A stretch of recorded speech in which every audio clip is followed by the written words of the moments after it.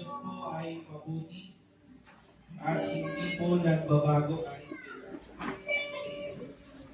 Totoo po na tayo ay nagbabago. Minsan yung mga pangako natin nagbabago. Pero ang Diyos po, lahat ng pangako, hindi nagbabago. Amen po ba? Palakpakan po natin ang Panginoon. Para sa Panginoon po. Palakpakan.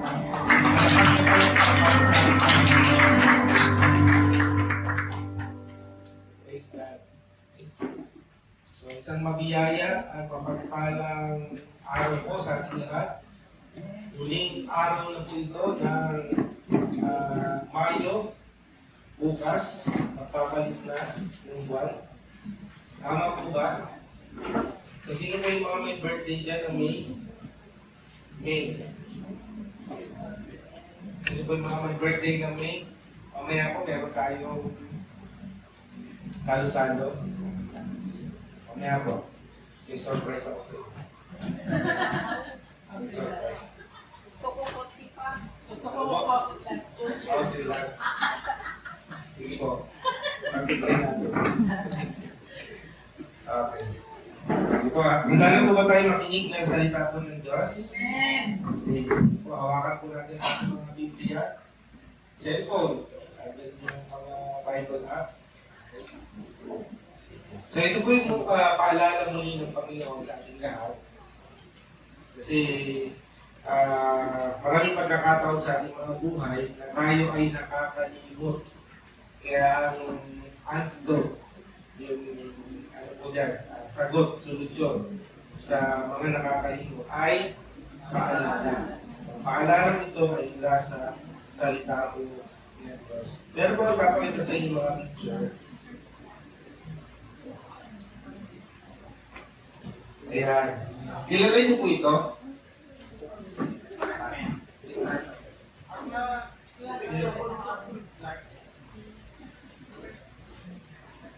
Si Clark Kent, kapag naka siya, di ba? Nasalamin. Pero siya si Ant-Man. Si Superman po. Superman. Papansin niyo kung may kulay green po doon. Okay. Ano yung ano to? Yung mga fan niya to. Kryptonite. Kapag ka lumalapit sa Superman, ano po nangyayari sa kanya? Nanghihina. Diba?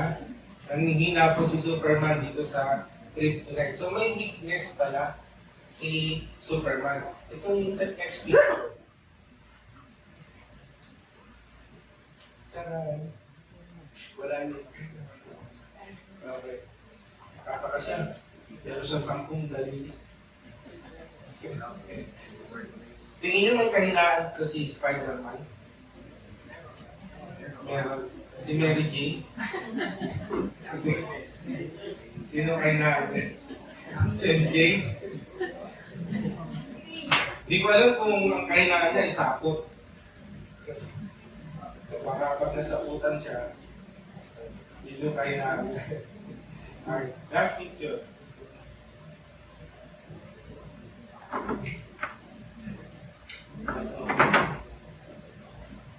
Yan. Alam niyo ba kung ang kahinaan ni Flash? Ano yung sabi? Malaktan sabi. Kasi pagka mabilis yung takbo niya, ang kapakan niya, ano doon?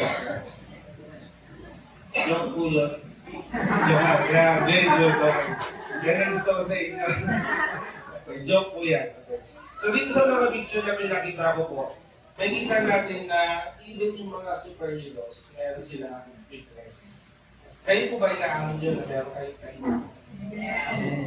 Lahat po tayo may kahinaan. Iba't iba yung kahinaan po natin. Lahat ng tao may kanya-kanyang kahinaan. So bawat sa atin, walang magsasabi na malakas ako. Amen? Maaaring sabihin natin, malakas tayo sa ngayon, pero darating yung pagkakataon na makakaranas tayo ng panghina. Hindi po natin ito may iwasan. Dahil bahagi na ito ng ating po buhay. Marami sa atin nakaranas, mga ilang buwan lang ng hina, ng lupaypay, nabigo, bumagsak, at maraming paghihirap gabi-kabila ang naranasan. So lahat po tayo nakakaranas po ng ganito. Ngunit ang mahalaga, kung paano tayo tumugon doon sa sitwasyon na ating nararanasan. Yun po yung importante. Nangihina ko ngayon. Ano yung response mo? Paano mo, ano yung gagawin mo para ikaw ay hindi manghina? Ang tao ay iba't ibang paraan. Tama po, may mga ginagawa tayo kung paano natin ayusin, susolusyonan, yung mga pangyayari sa ating pong mga buhay. Pero kadalasan, ang kinakalabasan ng ating effort ay pagkalito.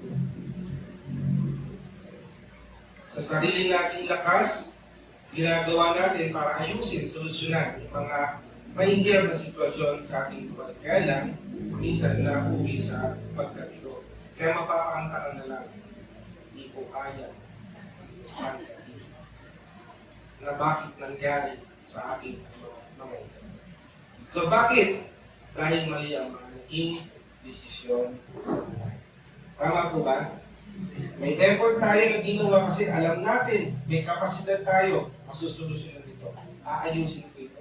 Pero hindi dapat sa pamagitan ng sarili nating lakas. Bilang isang Kristiyano, hindi tayo. Kasi tayo ay Kristiyano na. Tama po ba? Meron po ba hindi Kristiyano dito? Gagawin muna natin Kristiyano. Pagkatanggapin muna natin. Okay. So, bilang isang Kristiyano, ano ang iyong pananaw? Ano ang iyong tugon kapag dumating ka sa ganitong sitwasyon? Kaya po sa pag-aaral natin ngayon, aalamin natin yung dalawang katanungan. Ano ba ang dapat o ano ba ang tamang kaisipan na dapat natin ipahirapan? Personal po ito, tanong natin ang ating mga sarili. Ano ba yung mga tamang kaisipan? Last week, pinag-usapan po natin, dapat baguhin ang isip. Tama po? Kapag binago natin ang isip, magiging mabuti, maayos yung mga desisyon na gagawin natin. At malalaman natin kung ano yung kalooban ng ating Diyos. Kaya pag mali ang iyong pag-iisip, may tendency, mali ang iyong mga desisyon. Usually, namamali yung ating mga desisyon kapag hindi tayo umayo sa sinasabi ng salita po ng Diyos. Hindi napupuno ng salita ng Diyos ang ating kaisipan, kaya walang tool na makakapagbabago sa ating kaisipan. Oo, magaling tayo, matalino tayo, pero hanggang din lang. Yung talino natin, yung kaalaman natin, ay hindi mo may apply sa iyong buhay kung hindi mo gagamitin ang salita ng Diyos. Tama po ba? Kaya, ano ba yung tamang kaisipan na dapat po natin pag-ilalim kapag dumating tayo sa sitwasyon na parang di mo na kaya, subukan na, kaastangin yung kamay. Pangalawang tanong, paano gagamitin ng Diyos yung aking mga kahinaan, yung aking kabiguan, upang ipakita ang kapangyarihan ng Diyos. Na kahit tayo mahina, nabibigyan pa rin natin ng kaluwalhatian ang ating Diyos. Paano gagamitin ito ng Diyos? Ang Biblia po ay punong-puno ng mga halimbawa ng mga taong nakaranas ng panghihina, nakaranas ng pagbagsak, nakaranas ng kabiguan, ngunit ito yung pinakamaganda. Ginamit ito ng Diyos upang ang mga kabiguang yun ay mahayag yung layunin ng ating Diyos. Maraming mga character sa Bible, hindi lang po mga superheroes, may mga kahinaan po sila. Minsan sa mga Kristiyano, hindi inaamin na sila ay mahina. Kaya ko yan. Malakas ako. Tama po ba? Andiyan pa po ba kayo? Saan po kayo sa Diyos? Mag-joke ulit ako. Okay? So, may mga example po tayong mabasa sa Bible ng mga karakter na gumaan sa pagkabigo, kahinaan, panghihina. Pero sa kabila nun, naranasan nila yung kapangyarihan ng Diyos, kaya naihayag kung ano ba yung plano at layunin ng Diyos sa kanilang buhay. Favorite ko po na Bible character, isa sa favorite ko Bible character, ay si Elijah. Alam niyo ba yung storya ni Elijah? Siya po yung naghatid ng ng Red Sea. Okay. Nung nakatawid po siya sa Red Sea,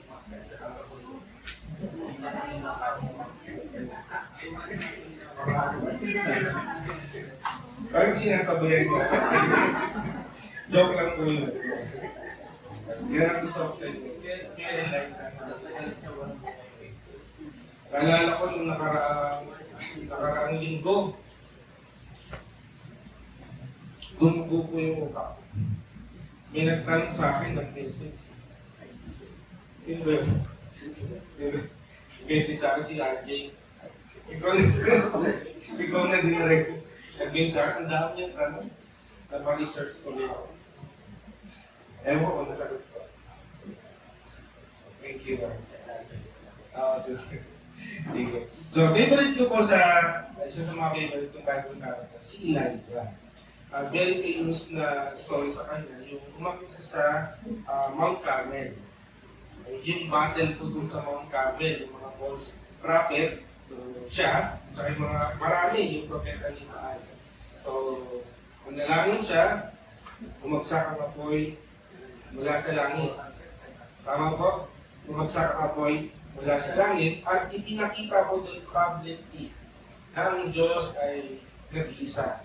Ang Diyos ay makapangyarihan. Victory po yun, tama? Katagumpayan po yun. Pero sa kabila nun, ng katagumpayan, parang biglang nag-shake. Nung malaman niya na hinahangin siya ni Jezebel, nagtago siya. Hinanghinaan siya ng Lord. Natakot siya. Tama po. May mga pagkakataon po sa ating buhay na nakakaranas tayo ng victory, ng mga katagumpayan sa ating mga buhay. Pero, nakakaranas din tayo ng biglaang panghihirap. At nung siya ay nandun sa ilang na at nagtatago siya dahil nahating po siya ni Jezebel, naiusan niya sa kanyang panalangin, Lord, kunin mo na ako. Sabi niya na po ba yan, Lord? Kunin mo na ako, parang wala na akong kasama, nag-iisa na lang ako. Kunin mo na ako. Ang hirap ng pinagdaraanan ko. Ano yung tugon ng Panginoon doon sa kanya? Panalangin. Wait ka lang. Matulog ka muna. Narinig yung istorya? Matulog ka muna, masyado kang napagod eh. Busy ka masyado lahat ginagawa ko, hindi mo na trabaho, ginagawa mo pa. Matulog ka muna. Sa istorya, natulog ko si Elijah. At ang maganda po doon, nagpadala ang Diyos ng anghel.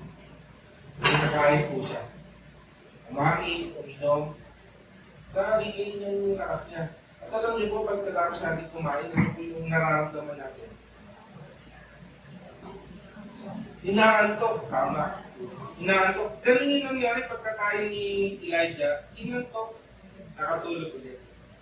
Kaya sabi ng Diyos sa kanya, may mission ka. Mahahayag yung layunin ko sa'yo kapag maranasan mo yung kapangyarihan ko. Nung natulog siya, bumalik yung anghel, pinakain doon siya. At preparation yun para sa panibagong mission. For 40 days and 40 nights, naglakad siya sa wilderness papunta sa Mount Sinai. At doon na po yung mga himalang nangyari. Doon na si Eliseo, ano sa English yung Eliseo? Elisha. Ay si Elisha. At ibinigay yung kapote. Ano po? Balabal. No? Ibigay yung balabal as anointing. Kasi successor siya. So, siya na yung susunod. Okay? Si Elisha. So, ano yung lesson doon sa story na yun? So, minsan dumarating sa ating buhay, nakakaranas tayo ng tagumpay, pero nakakaranas din tayo ng panghihina, ng kabiguan. Pero kung ang Diyos, sabi natin kayo sa awit, Lord, buong buhay ko ay awit ko sa iyo. Ganun yung gusto yung ginawa ni Elijah. Pinaalala ng Diyos sa kanya, may mission ka pa. May layunin pa ang Diyos sa buhay mo. Kaya magpahinga ka muna. Magpalakas ka, kumain ka, matulog ka, magpaspa ka. Gawin mo ang lahat. And but there's not all right. Kasi nire-ready kita sa isang napakahalagang mission. Minsan gusto natin sumuko kasi ang dami natin nararanasan na kahirapan sa buhay. Pero ang Diyos, meron binubulong sa atin. May whisper ang word sa atin. Amen? Ang ilo. At isa pa sa character sa Bible na mababasa natin ay yung istorya ni Apostle Paul. Si Apostle Paul, kilala natin na church planter. Marami siyang nagtayong church sa iba't ibang lugar, sa Asia Minor. Pero, meron siyang kahinaan din. Meron siyang tinik sa laman, hindi sa lalamunan. Okay? Meron siyang tinik sa laman, thorn in the flesh. Pero ang maganda din, ginamit ng Diyos ang kahinaan na iyon upang ipakita ang kapangyarihan ng Diyos. Ang Diyos po ay concerned sa building ng character ni Paul. Kasi pwede siyang magmalaki.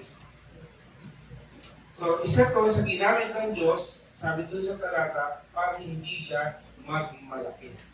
Natutunan ni Paul dito na ang kapangyarihan ng Diyos ay sapat sa kanyang kahinaan. So, ginamit ng Diyos yung kahinaan na ito upang ipakita ang kanyang kapangyarihan. Kaya po, sa pag-uusapan po natin ngayon sa pag-aaralan natin, ang talatang ito na ating pong pag-aaralan ay nagpapakita sa atin na hindi pa tapos ang Diyos sa ating buhay. Sabihin nyo nga sa inyong mga katabi, hindi pa tapos ang Diyos. Peace be with you. And also, with you. Hindi pa tapos ang Diyos sa buhay natin. Meron ka pang gagawin, sabihin nyo sa katabi nyo. Meron ka pang gagawin. Meron pang kailangang ayusin, baguhin ang Diyos sa ating pong buhay.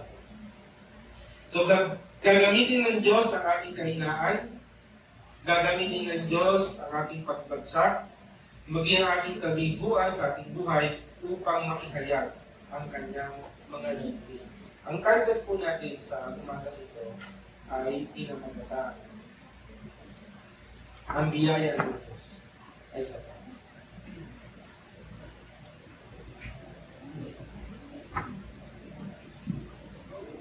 Very famous verse.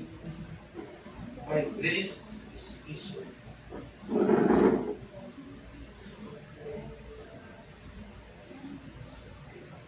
Ang biyaya ng Diyos ay sapat.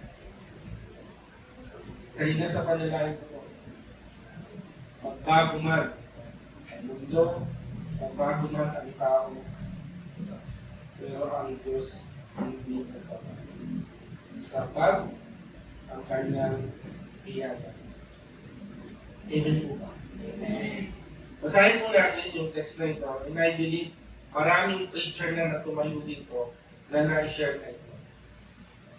At ito ay isang pag-remind sa atin kung gaano ka sapat ang biyaya ng ating Diyos. Ang sabi sa 2 Corinthians, o 2 Corinto, pagkalata 12, talatang 9 at 10. Ngunit sinabi ng Panginoon sa akin, ang sumulat ay si Apostle Paul. At itong sulat niya, sabi niya, sapat ang biyaya ko para sa iyo. Sabi sa kanya, sapagkat ang kapangyarihan ko ay nakikita sa iyo kahinaan. Kaya buong galak kong ipinagmamalaki ang aking mga kahinaan. Nang sa ganon, ay palagi kong maranasan ang kapangyarihan ni Kristo.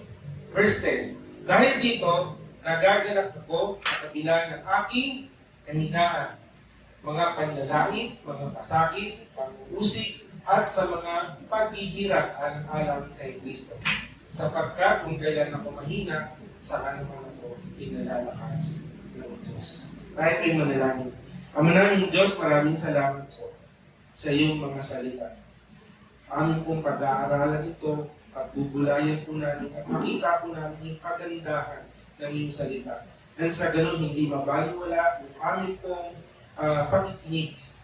Dalangin po namin ang paglago sa mga salitang pag-aaralan po namin. May apply po ito sa aming mga buhay at ikaw ang maparangan. Salamat po sa pangalan ni Jesus. Amen. May question po ako dito. Sabi diyan, ano ang dapat kong malaman kung ako ay nangihina? May nangihina po ba dito? Kasi may mga experiences tayo sa past, nakaraang buwan, ngayong linggo, na parang gusto mo nang sumuko, katulad ni Elijah. Kunin mo na ako. Give up na ako. Kasi parang mag-isa na lang ako eh. Wala na akong kasama. Okay. Ano ang dapat nating malaman kung tayo ay nangihina? Number one, tandaan po natin, ang biyaya ng Diyos ay sapat sa aking buhay. Sinabi po yun sa verse 9, yung text natin. Next slide. Ang sabi doon, naka-highlight po dyan, sapat ang biyaya ko para sa iyo. Sabi ng Panginoon kay Paul, sapat ang biyaya ko. Kasi nahihirapan na si Paul eh. 3 beses na binapanalangin ito na mauna alisin ng Diyos yung thorn in the flesh, pero hindi inalis ng Diyos. Ang sagot ng Diyos sa kanya, sapat ang biyaya ko para sa iyo. Kaya mga kapatid, ano ba yung dapat kong malaman? Habang ako ay naglalakbay sa mundo ito. Unawain natin, ang biyaya ng Diyos ay sapat sa iyo. Amen po. Nangihina ka dahil ang laki ngayon ng bayarin sa kuryente. Kasi kung naka-receive na ng bill sa kuryente, ilang siskyo, 15,000 yata. Hindi naman. Hindi naman tumabot. Naalala ko si Mami Dora sa Lancaster, nag-post siya eh, 15,000. Kuryente. 13 po sa inyo. Higher.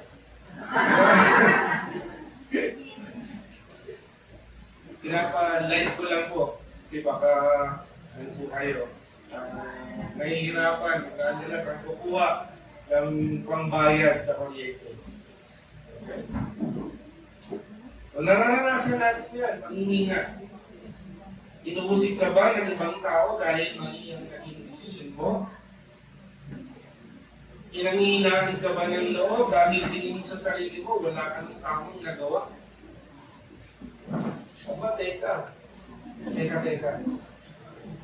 Wait lang, ha? Wait lang.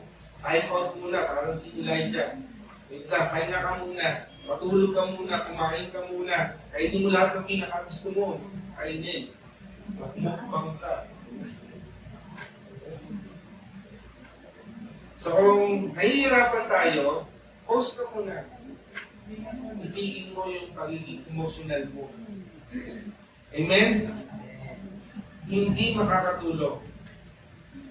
Renew the mind. Lagi natin sinasabi. Tulad ni Elijah, nagkano po na siya, pinagpahinga ng Diyos. Gusto ko na mamatay, sabi niya. Pero hindi matulog ka lang. Sumunagan mamatay, matulog ka lang muna. Tapos papakainin kita at palalakasin kita. Ang kahinaan po ay hindi wakas ng ating kwento. Amen po. Isang kabanata lamang po yan ng ating paglalakbay kasama ng Diyos. Naglalakbay pa lang tayo sa mundo. Sabi nung awit, dumaan ka man sa ilog, di ka malulunod. Dumaan ka man sa apoy, di ka masusunod. Bakit daw po? Kasama natin ang Diyos. Kasi no? Kaya na, nag-usap kami niya ni Jerica nung tinutugtog kayo na. Sabi ko, naalala ko si Pastor Joey, yung katandang pastor natin sa Mandaluyong, yung spiritual father ko. Paborito niya po yun. Pero, nagpas na ng cake niya.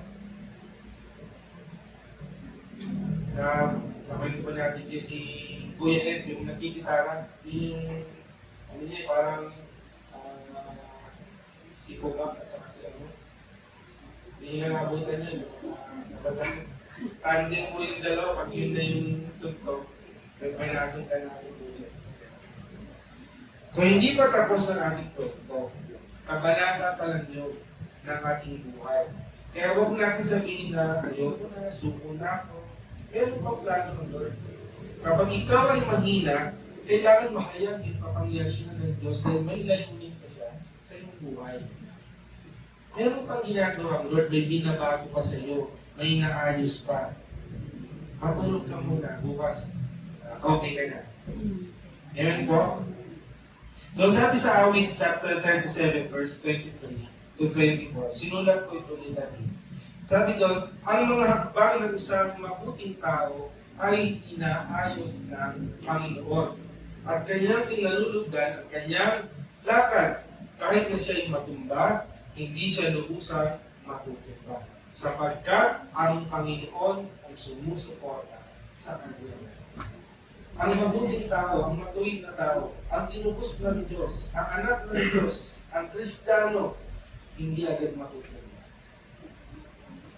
Manghihina ka, pero pwede ka naman umakbo.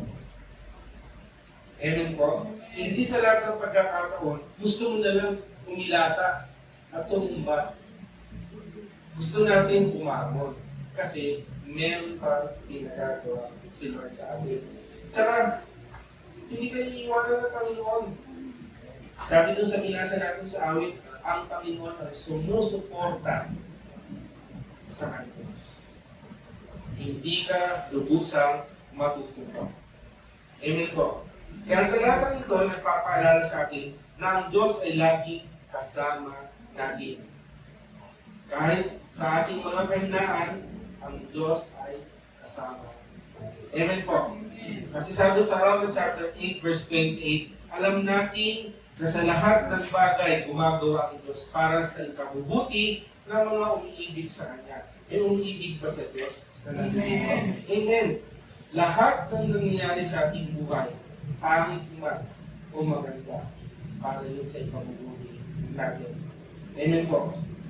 Amen po ba? Amen. Kaya, tandaan po natin, ano yung unang puntos natin? Ang biyaya ng Diyos ay sapat sa aking buhay. Hindi lang sa Kanya, hindi lang sa inyo, kundi sa akin. Ang biyaya ng Diyos ay sapat sa aking buhay. Pangalawang puntos po, ano po yung dapat natin malaman sa mga talatang binasa natin? Ang biyaya ng Diyos ay sapat upang matuto at lumago. Kaya kung may pangyayari sa ating buhay na hindi maganda, may layunin ng Diyos bakit nangyayari yan. Baka hinumugo ang iyong karakter, katulad ni Apostle Paul. Naranasan niya yung thorn in the flesh, inanalangin niya 3 beses, pero hindi naalis ng Diyos. Naunawaan ni Apostol Pablo na sapat ang biyaya ng Diyos sa kanyang buhay. Kaya ngayon, imbis na magmalaki siya, imbis na magmalaki siya o magmayabang siya, ang ipinagmamalaki niya, yung biyaya ng Diyos. Lalo na hayag ang biyaya ng Diyos.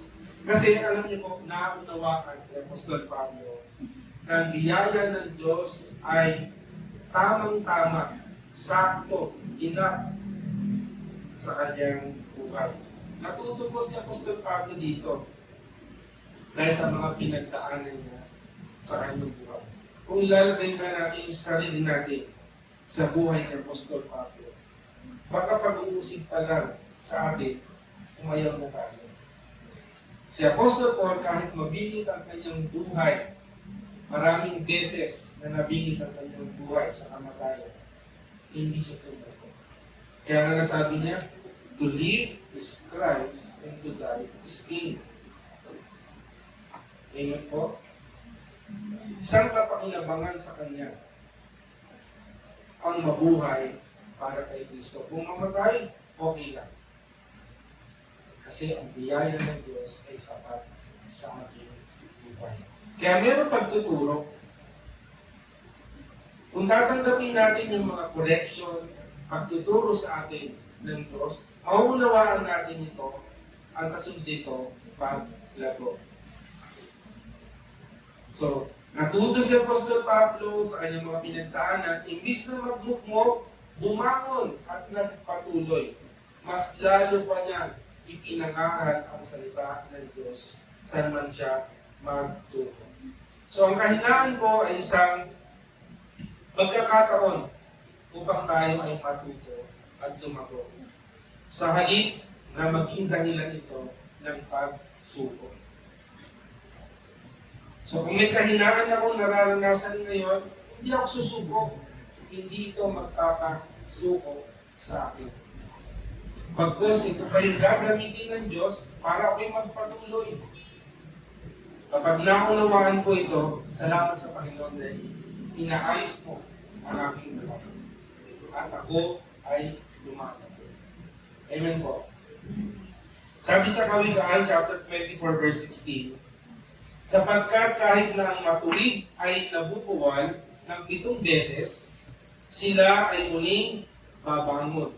Ngunit ang masasama ay matutumba sa kasamaan. Dahil ikaw ay ginawang matuwid ng Diyos dahil sa tinapos na gawa ni Kristo, may ganoon kang karapatan, meron kang chance na bumangon paulit-ulit. Kapag ikaw ay nadapa, huwag kang manatiling nakadapa. Bumangon ka. Pero, dahil natuto ka na, doon sa pinagkadapaan mo, huwag ka na doon bumalik. Kasi mayroong layunin ng Diyos para sa iyo. Natuto na ako, salamat sa Lord, hindi naman grabe yung pagkakasugat ko, iiwas na ako. Nabalitaan niyo po ba nung nag-disgrasya kami ni Sister Badet sa motor, yung nag-slide kami? Ngayon ko hindi na ako doon dumadaan. Sa kabila na ako dumadaan. Kasi natuto na ako. Kapag kumakaliwa ako, medyo na ako, parang may trauma. Alalay na lang. So ganun po. Kung doon ka nadapa, huwag nang balikan. Kasi merong tinuturo sa iyo ang Diyos. Amen po ba? Amen. Ano sabi ng talata? Basahin nga po natin. Next slide. Ang sabi doon sa verse 9, kaya buong galak kong ipinagmamalaki ang aking mga kahinaan. Hindi siya nagmamayabang dahil malakas siya. Ang pinagmamalaki niya, mahina siya. Kasi, yung biyaya ng Diyos, sapat sa Kanya. Yun ang dapat malihayan. Kaya pinagmamalaki niya, mahina siya. Para lalong makilala at makilala ang kapangyarihan ng Diyos. Naranasan niya po ito. Naranasan po ba natin ang biyaya ng Diyos? Kaya sabi niya, buong galak kong pinagmamalaki ang aking mga kahinaan. Kasi naranasan mo ang kapangyarihan ng Diyos. Pangatlo po. Pangatlong puntos po natin. Ang biyaya ng Diyos ay sapat upang magalak sa kabila ng kahinaan. Anong sabi ng scripture doon sa verse 10? Dahil dito, nagagalak ako sa kabila ng aking kahinaan. So hindi niya pinagmamalaki na siya ay malakas yung kahinaan. Kasi sa kabila ng kanyang kahinaan, ang biyaya ng Diyos ay sapat sa kanya para imakihayag yung kanyang kapangyarihan. Ang kahinaan ay isang pagkakataon upang umasa sa lakas ng Diyos. Sa halip na sa ating sariling kakayanan, sa Diyos ka umasa. Amen po? Sa Kanya ka nang umasa kasi siya'y magpupuno sa iyong kahinaan. Hindi yung mamalayan. Pinalalakas ka ng pinipin ng ating Diyos. Ano mang problema, nagagawa mong tumawa ng totoo. Hindi fake yung tawa mo. Amen? Hindi fake yung tawa mo. Kasi may mga problematic na talagang halata mong problematic. Diba? Hindi mo na kailangan tanungin kasi facial expression pa lang, alam na. So ano mang problema, nagagawa natin tumawa ng totoo. Hindi ka napapadapa ng mga problema pagkos nagiging matatag ka dahil sa biyaya ng Diyos.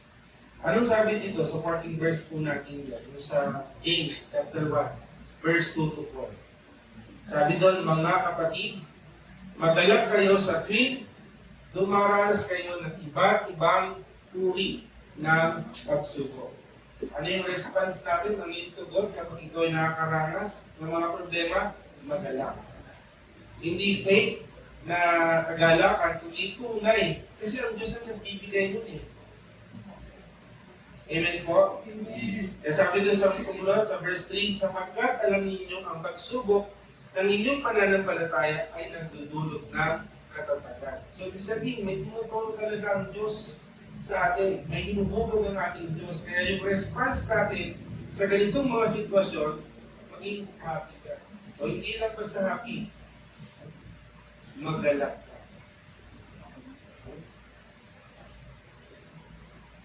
Kaya sabi niya, kasunod, kaya dapat kayong magpakatatag hanggang wakas upang maging ganap at walang anumang pagkukulang ang buhay ninyo.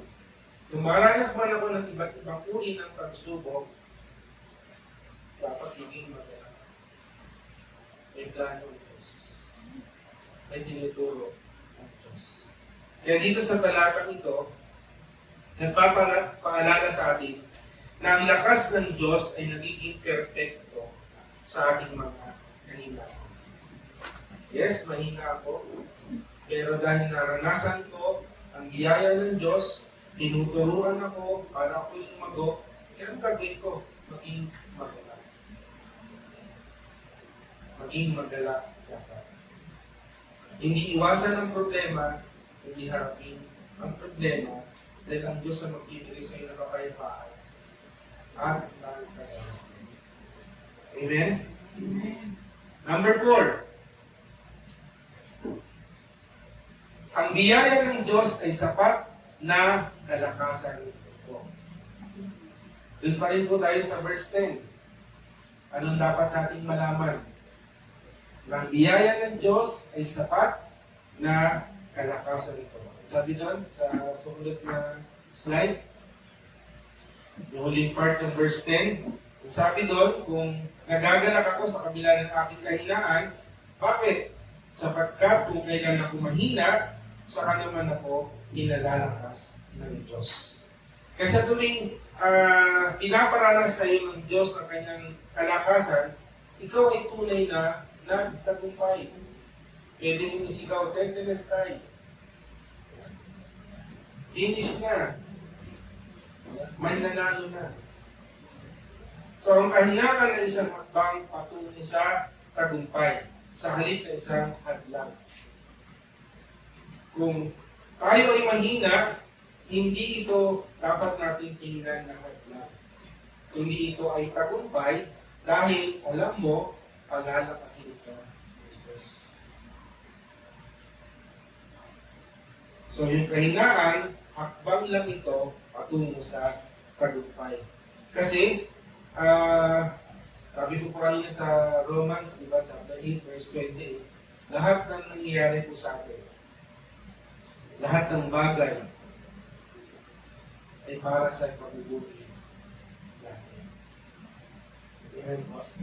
All things work together for those who love Christ according to His purpose.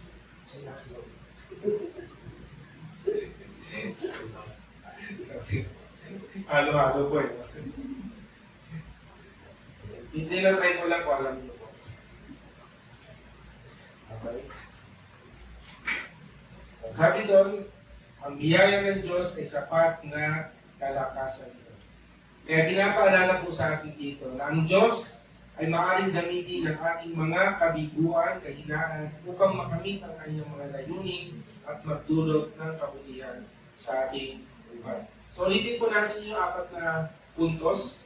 Ano yung dapat nating malaman kung tayo ay nanghihina, nakaroon sa Panginoon. Yung una,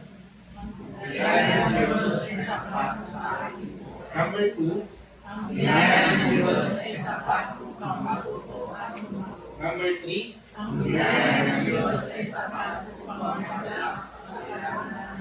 and number 4, application po tayo.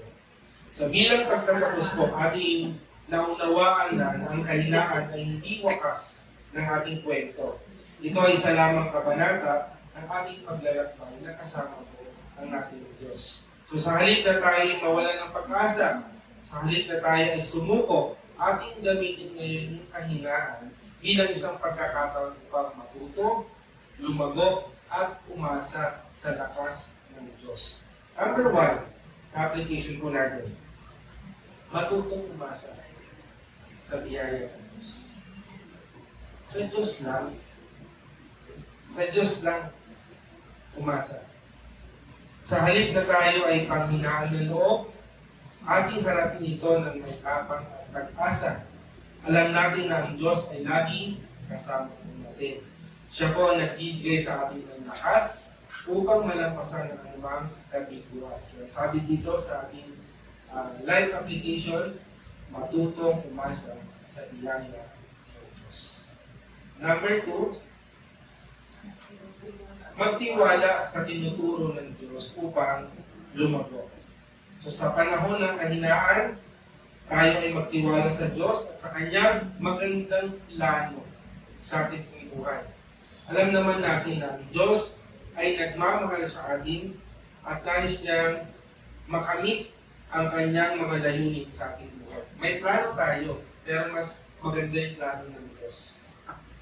Gusto ng Diyos, matupad yun sa pamamagitan mo. Kaya sabi diyan, may tinuturo ng Diyos, magtiwala sa Diyos. Amen po. Number 3, application. Maging magalak sa panahon ng panghihina. Normal po, di ba, na tayo ay malungkot kapag kami ganyan. Pero, once na maranasan mo, maunawaan mo na sapat ang biyaya ng Diyos sa iyong buhay, magkakaroon ka ng kapayapaan at yung response mo, magalak ka. Huwag tayong sumuko. Sa halip, ipagpatuloy po natin yung ating paglalakbay ng may kagalakan. Dahil po, ang Diyos ang nagbibigay ng lakas at pag-asa sa ating po. Kaya mga kapatid, maging magalak po tayo. Amen? And number 3, application po natin, life application. Magpasalamat sa kalakasang kaloob ng Diyos. Walang ibang magbibigay ng lakas sa atin. Maaaring ma-encourage tayo ng iba, pero pansamantala, pero kasapatan ay nagmumula sa ating Diyos. Magpasalamat sa kalakasang kaloob ng Diyos. Dahil siya yung bukal ng pagpapala at pagmamahal. Hindi tayo iwan ng Diyos. Mahina ka, aminin mo. Ang Diyos ang magpapalakas sa iyo. Siyang nagbibigay ng lakas para malampasan natin anuman yung mga kabiguang pinagdaraan. Amen po. So ang kahinaan, bilang pangwakas po, ang kahinaan ay hindi ang wakas ng ating kwento. Ito ay isang kabanata lamang ng ating paglalakbay na kasama ng Diyos. Maraming mga karakter sa Bible, hindi sumuko, nagapak, nabigo, pero nagpatuloy. Ginamit pa ng Diyos. Bible. Nalala ko lang, sumali lang sa isip ko. Kahapon ko kasi nasa, naimbitahan ko ako sa TSC. Ako yung imbitado. Sabi nung teacher, yung isa sa kes, si Pedro, yun yung kay Peter. Namatay si Jesus, 3 days. Tapos nabuhay po yun. Hindi pa siya umakyat sa langit. Nakapiling ko pa yung mga disciples. So si Peter, lupay-pay. Dahil namatay yung Panginoon. Hindi pa nila naunawaan. So bumalik si Peter sa kanyang paghahanap buhay. Ano ba yung hanap buhay niya? Nagbago. Bumalik sila sa payong isda. Nung bumalik sila pa sa payong isda, nagpakita ang Panginoon sa kanila. May ministry sila eh. Sabi ng Panginoon, magpatuloy ko. Go and make disciples. Pero hindi agad iniwan ng Panginoon. Hindi agad siya umakyat sa langit. Magkako na. Magliwan na rin tayo. Kain ulit. Nagluluto si Jesus, tama? Pwede pala gano'n kapag ikaw ay nangina. Pati-kami ka muna. Kain-kain ka muna. Diba? Kain ka lang. Tama mo, diba? Gano'n pala yung gusto ni Jesus eh. Halika Peter. Wala kang huli. Sige, bagsak mo yung langgam mo dyan sa kanan. Ang daming nahuli. So, doon lang ang nawa si Jesus. Kaya nung nandun na sa pangpang, si Pedro. Sabi, Peter, kumain mo ba ako? Sabi ni Jesus, feed my life. Tama po? Sabi ni Pedro, mahal ko kayo. Eh, pag nangingisda ka, eh, sabi ko sa'yo, pakainin mo aking buka. Ilang beses po? 3 beses. 3 beses. Yung pangatlong beses, nalungkot na siya. Kasi, may problem. Kanyang puso. Sabi mo, mahal mo ako. Pero bakit iba yung ito? Sabi mo, susunod mo buhay ko sa akin. Ibibigay mo buhay ko. Kasi bakit iba? Ang binibigay mo ng pagpapahal. Bakit iba yung mas minamahal? Sabi mo, mahal mo. Tama po. Mahina si Peter that time. Pero after yun, may encounter with Jesus. Grabe yung encounter. Naginawa. Amen? Mas lalo pa ginamit si Peter. Ako po nakakaranas din ng Panginoon. Pero nagbili ng inspiration sa akin. Ang siyaya ng Diyos ay sapat sa akin. Bakit ako susuko? Bakit ako ito? Naranasan ko ng biyaya ng Diyos. Bakit pa ako aalis? Bakit pa ako mag-iipan ng Diyos?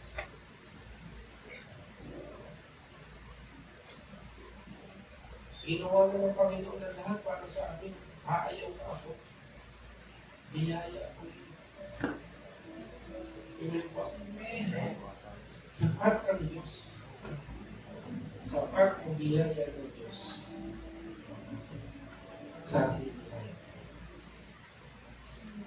Sa halip po na tayo'y mawalan ng pagkasa at sumuko, gamitin po natin yung mga kabiguan bilang isang pagkakataon upang matuto, lumago, at umasa sa lakas ng Diyos.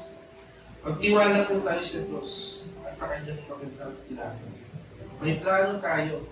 Oo, meron tayong plano. Hinanda na natin yan. Pero hindi mo sakop yung kaisipan ng Diyos. Mas higher ang kaisipan ng Diyos. Hindi natin karap yung kanyang isip. Magtiwala tayo sa kanyang plano. Pag tayo sumuko, ipagpatuloy natin ang ating paglalakbay na may pag-asa at lakas. Sa ganitong paraan, makakamit po natin yung tagumpay at magtutulog ito ng kalawalatian sa Diyos. Sa Diyos lang ang kalawalatian. Magaling tayo, may kakayanan tayo, pero hindi ikaw ang magaling. Kasi ikaw po. Amen po. Ang ating big idea, basahin po natin sabay-sabay. Kay Kristo,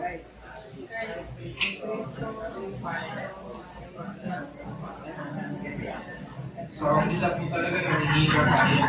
Pero ngayon po, lakasan na natin. Amen? Sabay-sabay po. Ready? And? Kay Kristo nagtagumpay ako sapagkat sapat ang kanyang biyaya. Amen. Palakpakan mo natin ang Panginoon. Hindi po tayo nakawit. Ano yung kanina tinawit natin?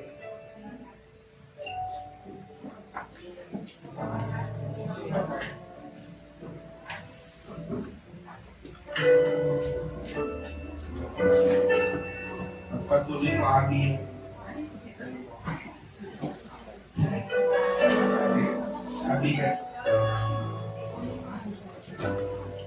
din mo kami sa worship.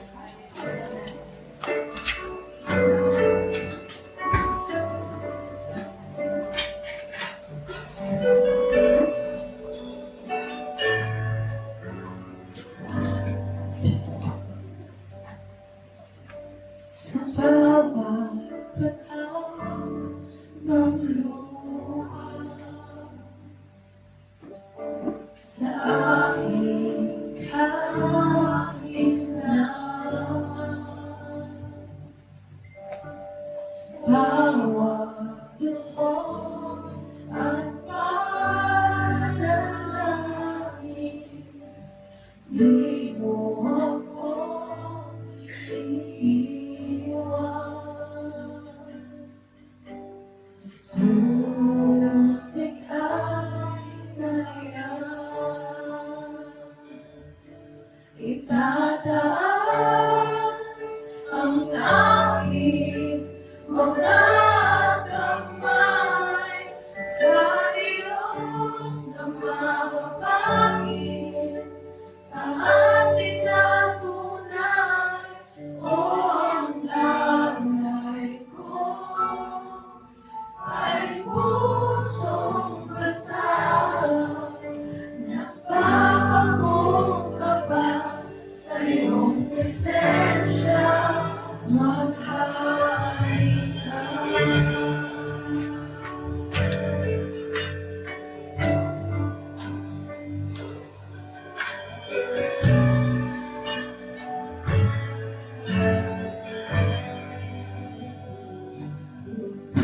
Sa bawat tanong ng buhay,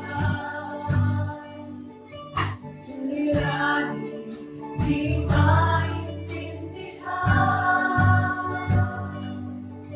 Salita mo'y panghahawakan. Di mo ko iiwan.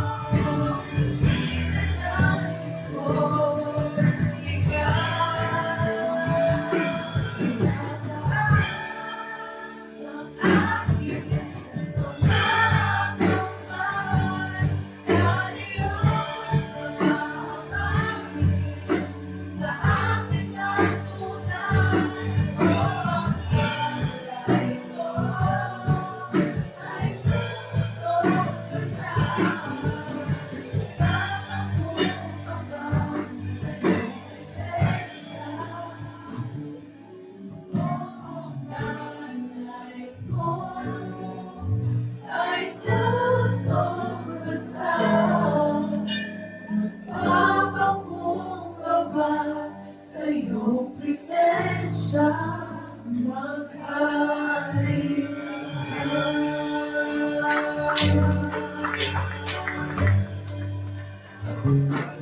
Salamat po, Panginoon. Salamat po. Kami nagpapakumbaba sa inyong harapan, Panginoon. Sa pamamagitan ng iyong salita, nabasag ang aming mga puso. Sa iyong makapangyarihang salita, ipinaranas mo sa amin na kami, Panginoon, ay dapat magkaroon ng pagbabago, magkaroon ng paglago. Ito yung nais mo sa amin, Panginoon, na kung sakaling dumaan man kami sa mga pagsubok, problema sa buhay, hindi po kami mawawalan ng pag-asa. Hindi po kami susuko. Gagamitin mo yung mga kabiguan ito, mga kailangan ito, para kami patuloy na umasa sa lakas mo, O Diyos. Kaya masabi po namin sa patuloy biyaya sa aming buhay, Panginoon, maraming salamat. Salamat po, Panginoon, kundi dahil sa inyo. Hindi namin alam kung saan kami patutungo. Nakamit po namin ang tagumpay dahil sa iyong dinapos na gawa sa krus ng Kalbaryo. Nagkaroon kami ng kalakasan dahil sa iyo, Panginoon. Kamisan gusto na namin sumuko. Kaya, Panginoon, magtitiwala kami sa inyo. Aasa lamang kami sa inyong biyaya, Panginoon. Ganito yung layunin mo para sa amin, Panginoon. Ito'y magdulot ng kaluwalhatian sa dakila mong pangalan. Kaya, Panginoon, dahil kay Kristo, nagtagumpay ako sapagkat sapat ang biyaya ng Diyos. Hallelujah! Salamat, Panginoon, sa iyong kabutihan. Purihin ka, nakilain